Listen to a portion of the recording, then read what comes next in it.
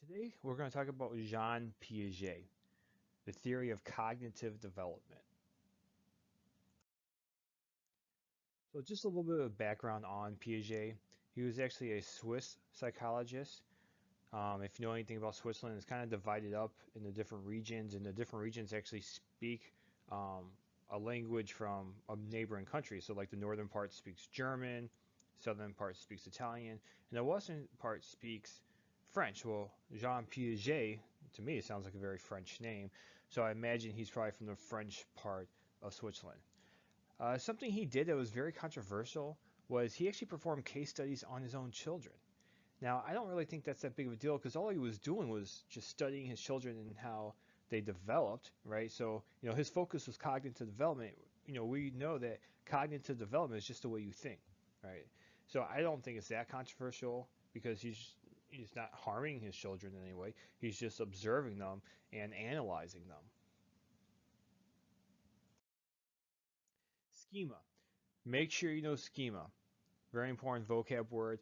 Something we will definitely talk about a few times this year. Something you should have already probably known um, from like maybe your reading class freshman year.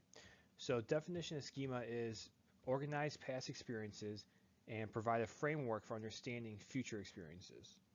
So pretty much schema is just like your background knowledge, right? So when you see something, you're going to interpret it based off what you already know. Based off what you already know, that's your schema. And we'll give a few different examples of that. Piaget believed children developed in stages, and so we're going to go through those stages in these notes. So another very important vocab word is assimilation,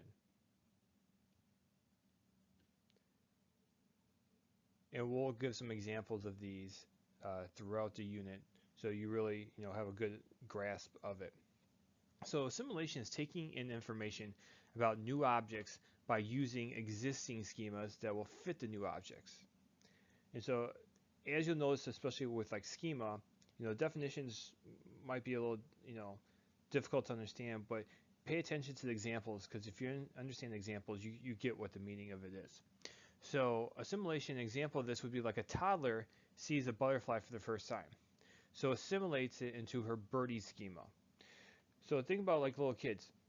They know that birds fly, but they don't know that anything else flies.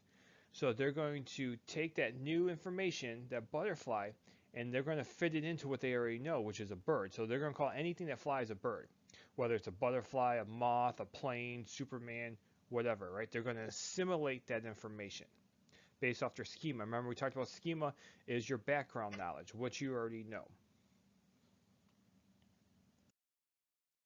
Accommodation, all right? The next of the important vocab words, right? So these three vocab words kind of go together. Accommodation is when a person finds a familiar schema cannot be made to fit a new object, their schema changes. All right, so now when you accommodate something, when we're talking about cognitive development, we said your schema changes. Well, that means schema is your background information. Now you realize that whatever the new thing you saw is something completely new. It's not that same bird anymore. So an example of this would be when that toddler realizes that a butterfly is not a bird because it doesn't have a beak or feathers, she now accommodates her birdie schema to include two kinds of flying animals, birds and butterflies. So pretty much accommodation is whenever you learn something new, you've now accommodated your schema. So even as adults, we're constantly learning new things. Um, Even let's say a toddler sees a dog. Well, they think all dogs are the same, so dog. And then once they learn there's different breeds of dogs, now they've accommodated their schema. Or maybe that's a wolf or a coyote or a fox and it's not a dog, right? Whenever you've changed and you kind of learned something, you've now accommodated your schema. That's called accommodation. So just assimilation and accommodation. So these are the building blocks of our cognitive development, right? These two terms.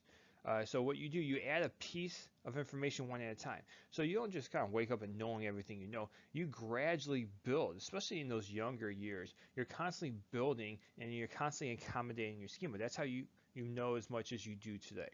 All right, so the balance of the two is called equilibrium, where you try to balance the two out. Right, so you're constantly learning something. You're not necessarily going to learn it right away, but what you do, you see something new, you're going to assimilate to what you already know, and then if it turns out to be something completely different or just a little bit different that can be called something else, you now accommodate that. All right, so these are the four stages of Piaget's cognitive development. So the first one is sensory motor, and this happens from about birth to age 2. Then there's pre-operational, that's from about age 2 to age 6. Concrete operations is age 7 to age 11. And formal operations is age 12 through adulthood, right? Through the rest of your life. So hopefully you guys should all be in formal operations. So let's go over each one individually. The first one is sensory motor stage. They understand children during this stage, right? So kids, toddlers, 2 and under, understand the world through their senses and motor interactions. So they can't talk a lot at this age. So they experience the world through their senses, especially like their sense of touch and sight, things like that. Object permanence, known as boldest, so that's a vocab word, is the object permanence is the greatest task to overcome during this stage. So what is object permanence? All right, this is the definition of object permanence. It is the awareness that objects continue to exist when not perceived. So if you notice the picture here, they're pretty much playing. So in the top picture, the baby's looking at the elephant. The bottom picture, all they did was put a piece of paper in front of the elephant, and the baby's like, "What happened to the elephant? Where'd it go? I don't see it." Right? Because the baby can't see it; it doesn't exist. They have not developed object permanence yet. So because of that, what do you think a baby's favorite game is? Think for a second. Might be a test question. It's peekaboo, right? So babies, toddlers, their favorite game is usually peekaboo. They cover their eyes, and all of a sudden, everything disappeared, right? You don't exist if they can't see you. So, a lot of times they'll cover their own eyes because they can't see you, so therefore you don't exist. Same thing that this slide is talking about. Infants are always spend more time looking or trying to figure out the impossible one. That's why they love magic so much, right? Because they're always trying to figure out, the impossible. The second stage, the pre-operational stage. During this stage, they use a lot of symbolic representation, fantasy play, animism. So kids during this stage tend to believe that all objects, animals, and things are living and capable of having feelings. So objects are personified. An example of this could be a child explains that it is raining because the sun is sad and is crying. So they give inanimate objects like personal feelings, right? They personify these things. I remember once, and when my kids were younger, I had examples of this all the time, but I remember one example was I like to put a lot of condiments on my food. And I was putting it was actually Worcestershire sauce, I think, on food. And my daughter goes, "Oh, your food must be thirsty," right? So it personified my food because I was putting liquid on it. So, oh, it must be thirsty. That would be an example. That's why, also kids during that age, they love fantasy play.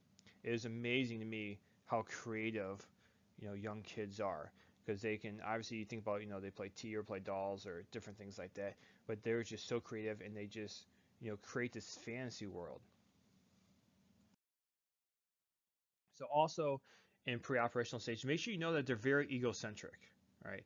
They're very egocentric, and egocentric means you are unable to perceive from another person's point of view. So they only see things from their point of view. They don't understand, other people's point of view. That's why they get so angry a lot of times when they don't get what they want, because they can only see things from their point of view. They do not understand conservation or irreversibility. So conservation, look at picture A and picture B. which one, if you notice on picture B, it looks like the glass on the right has more liquid in it. So the kid's pointing to the one on the right. Well, in actuality, they have the same amount of liquid. It's just in a different glass.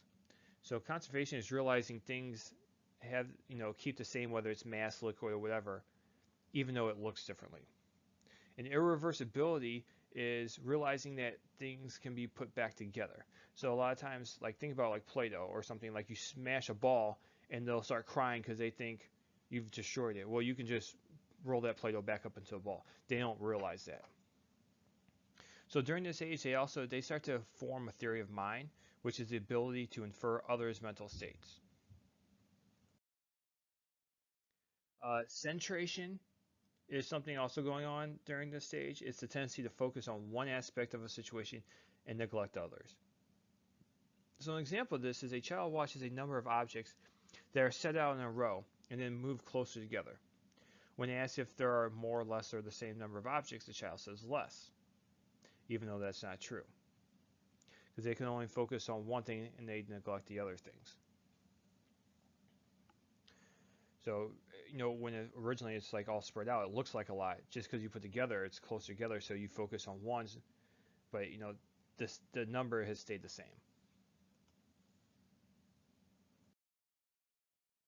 Now to the third stage, concrete operations. So during this stage, they start to master conservation, right? Realizing that, liquids, mass, whatever stays the same even though it looks different. They understand the world around them based on concrete evidence. So they understand what they see, but yet they reason about what is, but not yet what is possible.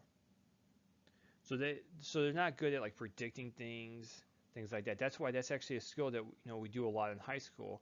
We have you do different things, explain, describe, all these things. Well, one of the key things we have you guys do is predict things. That's because that's a higher order of thinking, right?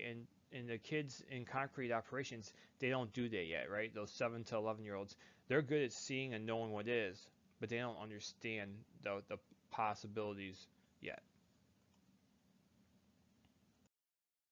So the last stage, formal operations. All right, so we're talking about cognitive adults. Anyone 12 and older typically. So think about when you're 12, you're able of abstract reasoning.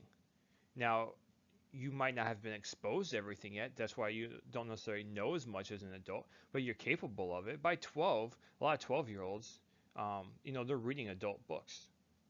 So, they're able to comprehend things. It's just a matter of now giving the opportunity.